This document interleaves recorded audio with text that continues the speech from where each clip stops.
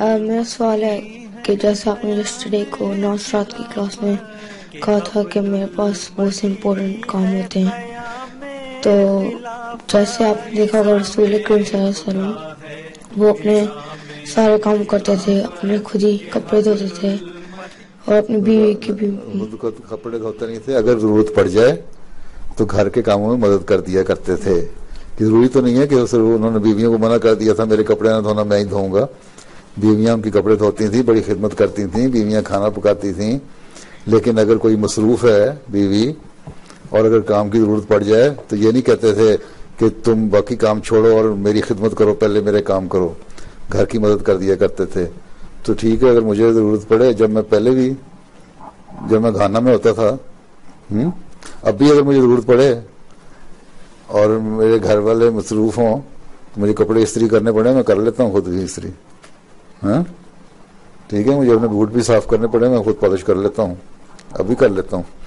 جب کھانا میں ہوتا تھا نا، جب میں تو وہاں پانی نہیں ہوتا تھا، ٹیپ واٹر کوئی نہیں ہوتا. یہاں تم لوگ موج کرتے ہیں نا، ٹیپ واٹر کھولا اور منہ دھو لیا، شاور کھولا، نہا لیے. وہاں ٹینکر میں پہلے میں پانی لے کے آیا کرتا تھا دور سے، ایک پونڈ سے گندا سا پانی ہوتا تھا، اس پانی کو صاف کرتا تھا.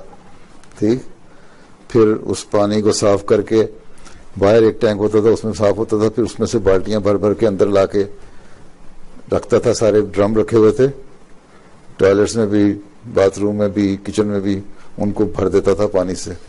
گھر کے کام میں کر دیتا تھا، مدد کرا دیتا تھا اپنے بیوی بچوں کی. ٹھیک، تم پھر اب سوال کیا کرنا چاہتے ہو؟ تو وہ جیسے وہ رسول کریم اپنی بیوی کی بھی مدد کرتے تھے. مجھے اگر بیوی مدد مانگے تو میں کر دیتا ہوں، ساروں کو کرنی چاہیے. اس لیے اسوہ حسنہ جب ہم کہتے ہیں حضرت صلی اللہ علیہ وسلم ہمارے لیے اسوہ ہیں، ہماری نمونہ ہیں، تو اس نمونے کی ہمیں پیروی کرنی چاہیے نا.